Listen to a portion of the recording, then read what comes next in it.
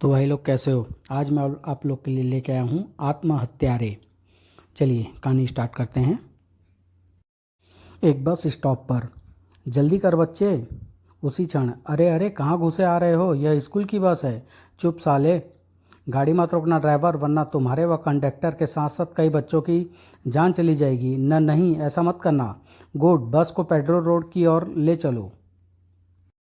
अगले पल, हे ईश्वर मुझे माफ़ करना, मैं मजबूर हूँ। कुछ देर बाद, उस गंदे नाले वाले पुल से गाड़ी बाईं ओर मोड़ लेना। पुल पार करने के बाद थोड़ी दूर जाने पर गाड़ी उस वैन के पीछे रोक दो। आह। दूसरी ओर, बच्चों के घर न पहुंचने से चिंतित माँ बाप स्कूल में पूछताछ करने के बाद थाने जा पहुंचे थे। आप जल्दी ही कुछ कीजिए इंस्पेक्टर। चिंता मत कीजिए, हम बच्चों को खोज निकालने में कोई कसर नहीं उठा रखेंगे। इंस्पेक्टर आनंद ने उस अपहृत बस की सुराग लगाने की कोशिश की, मगर सफलता नहीं मिली। अगले दिन सुबह, ओह सुबह सुबह किसका फ़ोन हो सकता है। Hello inspector Anand here. Sir मैं राम सिंह बोल रहा हूँ, हेडक्वार्टर से मैसेज है। अपहृत बस कुछ बच्चों सहित जेपी रोड पर खड़ी है। कमिश्नर साहब ने आपको तुरंत वहीं पहुंचने का आदेश दिया है। ओह मैं फ़ौरन पहुंच रहा हूं। कुछ ही पल बाद इंस्पेक्टर आनंद उड़ चला जा रहा था जेपी रोड की ओर। कुछ देर बाद वह जेपी रोड पर अपहृत बस का मुआयना कर रहा था। ओह, अपराधियों ने 22 बच्चों को कैद कर लिया है और उनके पिताओं के नाम फिरौती की डिमांड के ये पत्र भेजे हैं। ओह, सेठ जमुना दास, अपने बच्चों को सही सलामत चाहते हो तो 10 लाख रुपया तैयार रखो। रुपया तुम्हें कैसे देना है फ़ोन पर बता दिया जाएगा। शुभचिंतक। आत्महत्यारे। आत्महत्यारे बड़ा अजीब नाम है। आंखें सिकुड़ती चली गई थी इंस्पेक्टर आनंद की। खैर, इन बच्चों को घर पहुंचाने का इंतजाम करो और जो अपहृत हुए हैं उनके अभिभावकों को पुलिस स्टेशन पहुंचने के लिए खबर करो। कुछ देर बाद थाने में इंस्पेक्टर आनंद की अपहृत बच्चों के अभिभावकों के साथ मीटिंग चल रही थी। मुझे उम्मीद है आप लोग पुलिस का सहयोग देंगे। नहीं इंस्पेक्टर, हमें अपने बच्चों की जान का खतरा मोल नहीं ले सकते। पुलिस अक्सर निकम्मी साबित होती है, कृपया आप लोग मेरी बात तो सुनिए। नहीं इंस्पेक्टर, हमें कुछ नहीं सुनना, चलो भाइयों। उफ, कोई भी सहयोग करने को तैयार नहीं हुआ। झुंझला उठा था आनंद अपनी असफलता पर। फिर वह केस की फाइल लेकर एसपी राठौर के पास पहुंचा। आगे चलकर पुलिस के लिए यह केस बहुत बड़ा सिर दर्द बन सकता है इंस्पेक्टर आनंद, इसलिए हमें अभी से आवश्यक कदम उठाने होंगे। Yes sir. थोड़ी देर तक एसीपी राठौर से विचार विमर्श करने के बाद शहर के सभी टेलीफोन बूथों के बाहर और अपहृत बच्चों के अभिभावकों के घर के बाहर सादा वर्दी में पुलिसकर्मी तैनात कर दिए गए। उसी शाम, साला शक्ल सूरत से ही अपराधी लगता है। अगर यह उन्हीं बदमाशों का साथी है तो बचकर नहीं जाएगा। हेलो सेठ जानकी दास, हम आत्महत्यारे बोल रहे हैं, क्या रकम तैयार है। उधर फोन बूथ के बाहर, हेलो सेठ जानकी दास, हम आत्महत्यारे बोल रहे हैं, क्या रकम तैयार है। ओह, हमारा अनुमान सही निकला, फौरन मैसेज दो। Hello hello, Ram Singh reporting, नज़दीकी गश्ती दल फौरन सैनिक नगर बूथ नंबर 15 पर रेड करें। जल्दी ही पी पी पी। लेकिन हैरानी की बात यह थी, पुलिस के आने की जानकारी होने के बाद भी वह इत्मीनान से फ़ोन बूथ से बाहर निकला था। हैंड्स अप, कोई होशियारी मत दिखाना, वरना खबरदार, अगर कोई निकट आया तो इस रिमोट कंट्रोल का बटन दब जाएगा और मेरे साथ साथ तुम लोगों की जानें भी चली जाएगी। क्या बकते हो। बकता नहीं हूँ, यह देखो, हम आत्महत्यारे हैं। लेकिन इंस्पेक्टर ने उसकी बात की ओर ध्यान न देकर गोली चला दी। आह, अब तुम भी नहीं बचोगे। इसी के साथ ही आई बड़ाम बड़ाम। इस असफलता ने पुलिस के हौसले पस्त कर दिए थे। इस तरह तो हम अपराधी पर कभी हाथ नहीं डाल पाएंगे सर। निराश न हो इंस्पेक्टर, इस समस्या का कोई न कोई हम हल अवश्य निकालेंगे। अगले दिन सुबह अपराधियों के एक आदमी ने बूथ से सेठ जमुना दास से फ़ोन पर संपर्क करके फिरौती की रकम की तैयारी की खबर दी और फिर शान से टेलीफोन बूथ से निकलकर एक और चल दिया। साहब को रिपोर्ट दूं। सर मैं। सूचना मिलते ही इंस्पेक्टर आनंद सेठ जमुना दास की कोठी के बाहर पहुंच गया था और कोठी की निगरानी कर रहा था। ओह, इस व्यक्ति के साथ का बच्चा सेठ जमुना दास का बच्चा लगता है।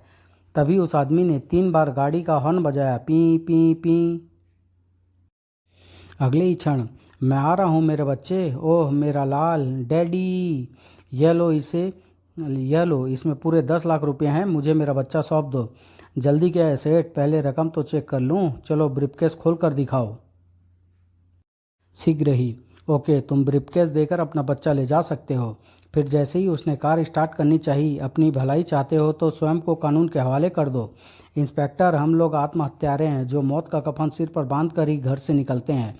अगर मुझे रोकने की कोशिश की तो मेरे साथ साथ बच्चे के भी परखच्चे उड़ जाएंगे। उसकी पीठ पर 2 बम बंधे हैं। इंस्पेक्टर अंकल, यह ठीक कह रहे हैं, मेरी पीठ पर सचमुच 2 बम बंधे हैं। क्या? ओह! फिर अपराधी शान से निकल गया। ओह, आखिर यह लोग स्वेच्छा से जान देने के लिए कैसे तैयार हो जाते हैं?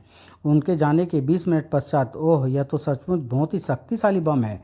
फिर तो पुलिस की आंखों के सामने फिरौती की रकम वसूल करके चले जाना बदमाशों का रोज का कार्य बन गया। गिन लो, पूरे 5 लाख हैं। पूरे होंगे तो तुम्हारा बच्चा भी सही सलामत रहेगा, वरना हा हा हा।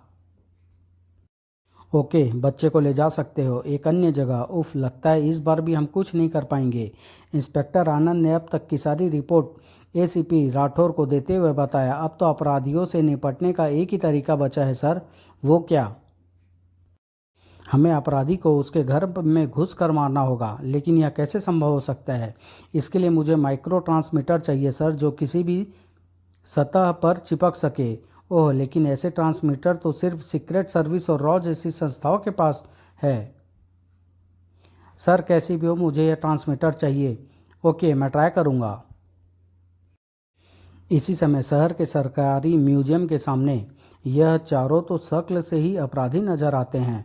म्यूजियम की ओर बढ़े जा रहे थे वे चारों। गार्ड से उनका रास्ता रोकना चाहा, लेकिन ठहरो, तुम लोग कौन हो? पीछे हट जाओ, हम आत्महत्यारे हैं। भय से गिग्गी बन गई थी गार्ड्स की। नहीं। फिर वो शान से चलते हुए भीतर दाखिल हो गए। हॉल में पहुंचकर, खबरदार, हम लोग आत्महत्यारे हैं। यदि तुम लोग हम लोगों के साथ मरना नहीं चाहते तो फौरन हॉल खाली कर दो। हैं आत्महत्यारे? आत्महत्यारों का नाम सुनते ही भगदड़ मच गई हॉल में। क्षण भर में ही हॉल खाली हो गया। जल्दी से कलाकृतियाँ तथा अन्य दुर्लभ वस्तुएं इकट्ठी करो। अगले ही क्षण वे म्यूजियम में रखे सामान को इकट्ठा करने में जुट गए। लगभग 15 मिनट बाद वे म्यूजियम का बेशकीमती सामान लेकर बाहर निकल रहे थे। ओह, हम लोग कितने असमर्थ हैं। और गार्ड्स विवश खड़े तमाशा देख रहे थे। पुलिस जीप को आता देख उन्होंने एक ठहाका लगाया। हा हा हा, पुलिस अपनी असफलता देखने आ रही है। हा हा हा। पी पी पी। हर बार की तरह इस बार भी अपराधी पुलिस को मुंह चिढ़ाते हुए निकल गए थे। ओह, काश मेरे पास माइक्रो ट्रांसमीटर होता। इंस्पेक्टर आनंद घटनास्थल से सीधा एसीपी राठौर के पास पहुंचा। डिफेंस मिनिस्ट्री से स्वीकृति मिल चुकी है। परसों तक माइक्रो ट्रांसमीटर तुम्हारे हाथ में होगा। 2 दिन में न जाने अपराधी कितने अपराध कर चुके होंगे सर, लेकिन इंतजार के सिवाय और कोई दूसरा चारा भी तो नहीं है। उधर अपराधियों के गुप्त अड्डे पर बॉस जैकी का फोन आया है। गोपाल इंडस्ट्रीज की वैन बैंक से चल पड़ी है। ठीक है, तुम 4 आत्महत्यारों को इस मिशन पर रवाना कर दो।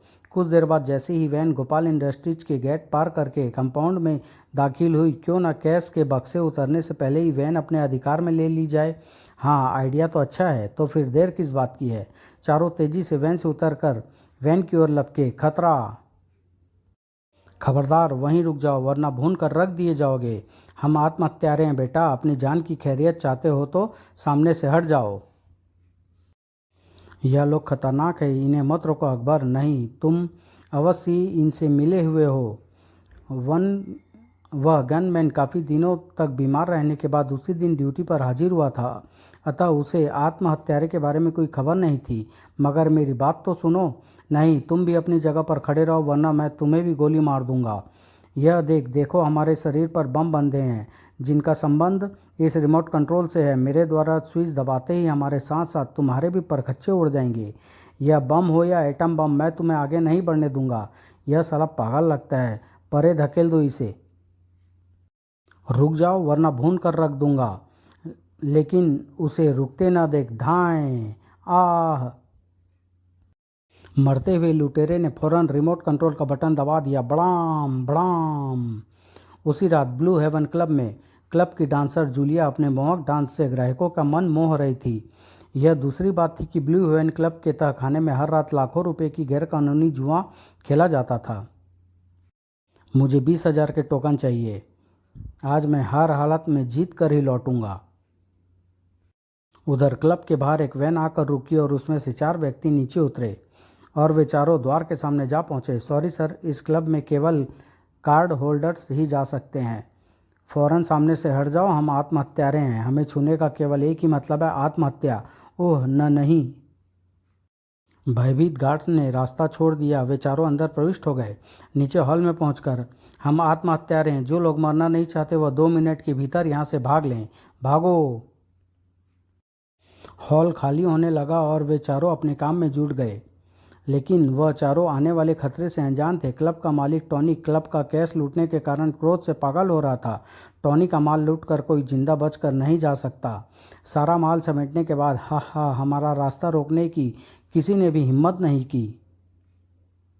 अगले पल धाएं धाएं धाएं, लेकिन मरते मरते भी एक आत्महत्यारे ने रिमोट का बटन दबा दिया था। परिणाम स्वरूप बड़ाम बड़ाम बड़ाम। उधर अपराधियों के अड्डे पर, बॉस बहुत बुरी खबर है, ब्लू हेवन क्लब में भेजे गए हमारे चारों आत्महत्यारे मारे गए। क्या बकते हो गोगा? एक ही दिन में 2 असफलताएं? नहीं नहीं, अभी तो मुझे करोड़ों रुपये इकट्ठा करना है।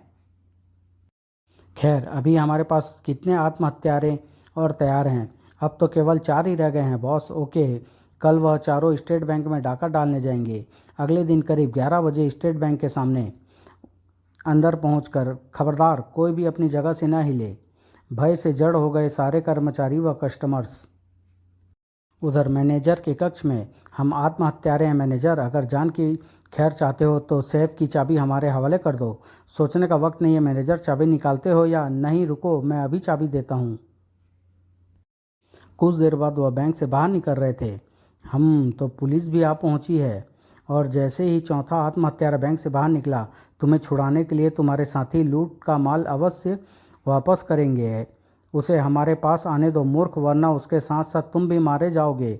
लेकिन गनमैन नहीं माना और उसने गोली चला दी। धाएं आई। मौके की नजाकत को देख धड़ाम बड़ाम। तुम लोगों ने हमारा आदेश ना मानने का परिणाम देखा ना। सब वैन के पास से हट जाओ, वरना तुम लोगों का भी यही हश्र होगा।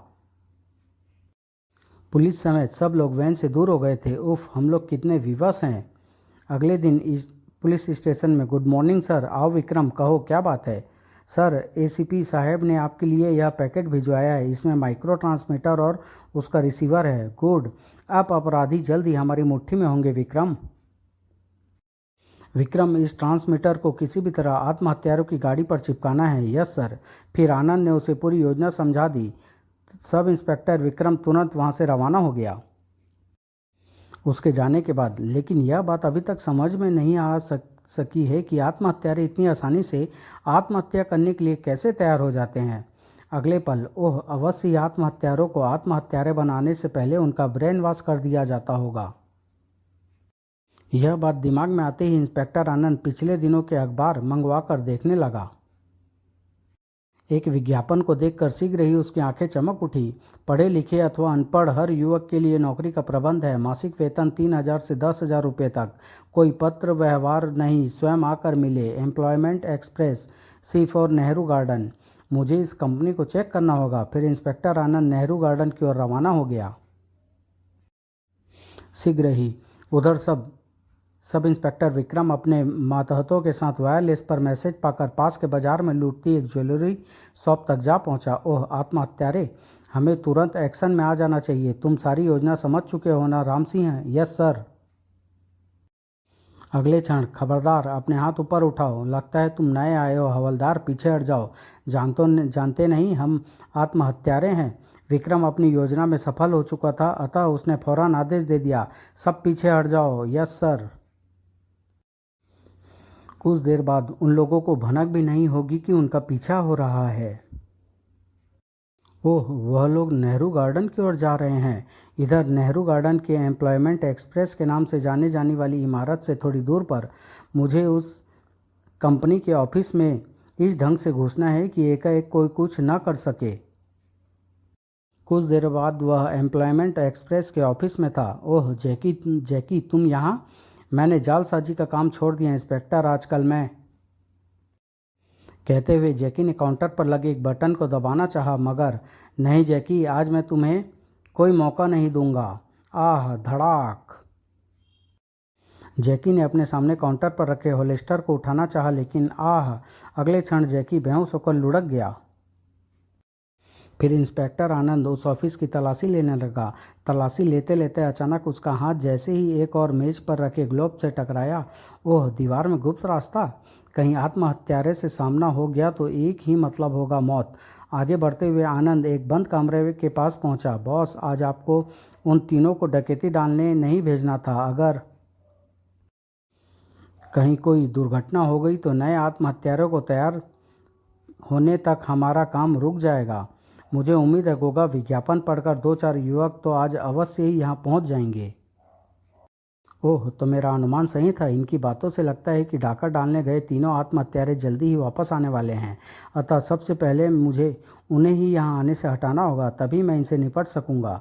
यह सोचकर इंस्पेक्टर आनंद तुरंत उल्टे पांव वापस हो लिया, लेकिन जैसे ही वह ऑफिस के गुप्त द्वार पर पहुंचा, उन्हें देख इंस्पेक्टर आनंद ने फैसला करने में क्षण भर भी नहीं गंवाया और धाएं आह धाएं आह धाएं आह। अगले ही क्षण भड़ाम भड़ाम भड़ाम। मुझे तुरंत बाकी लोगों से निपटना होगा। उधर धमाकों की आवाज़ सुनकर बॉस और गोगा कमरे से बाहर निकल आए थे, लेकिन अपनी जान की खैर चाहते हो तो तुरंत अपने हाथ ऊपर उठाओ। ओह पुलिस। तभी बॉस ने बिजली की सी फुर्ती से रिवॉल्वर निकाल लिया, लेकिन इससे पहले कि वह गोली चला पाता, धाएं धाएं ओह आई। थैंक यू विक्रम, तुमने मेरी जान बचा ली। यह तो मेरा फर्ज था सर। फिर वह गोगा को गिरफ्तार करके वहां से रवाना हो गए। पुलिस स्टेशन पहुंचकर, सर, अगर आप उन आत्महत्यारों के पहुंचने से पहले ही वहां न पहुंचे होते तो उन आत्महत्यारों के अड्डे में जीवित रहते हुए हम उनका कभी भी सफाया नहीं कर सकते थे। यह बात नहीं है विक्रम, अब हमें अपराधियों के अंत के लिए अपनी जान की बाजी लगानी पड़ती, यानी आत्मघाती बनना पड़ता और उसके तरीके से ही उन्हें मारना पड़ता। समाप्त।